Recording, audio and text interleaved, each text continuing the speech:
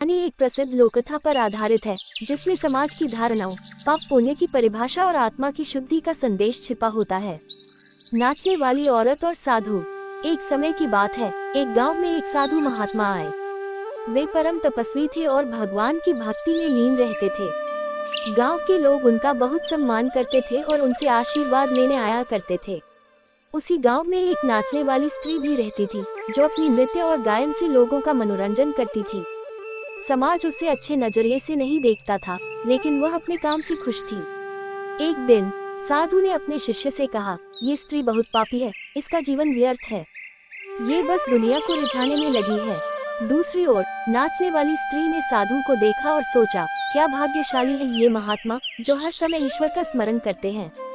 काश मैं भी ऐसा कर पाती। समय बीतता गया।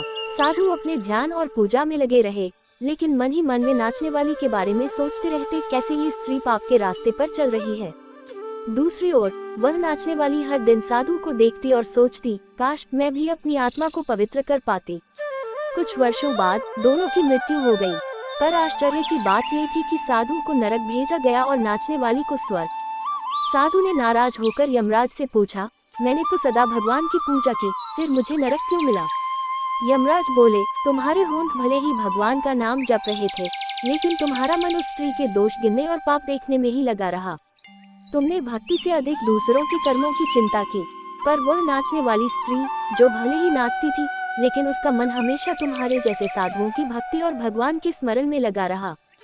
वह पवित्र हृदय से ईश्वर को पाने की कामना करती थी, इसलिए उसे स्वर्ग प्राप्त हुआ। शिक्षा। ये कहानी हमें सिखाती है कि सच्ची भक्ति मन से होती है, न कि बाहरी आचरण से। दूसरों के कर्मों पर ध्यान देने के बजाय हमें अपने विचार और आत्मा की शुद्धि पर ध्यान देना चाहिए।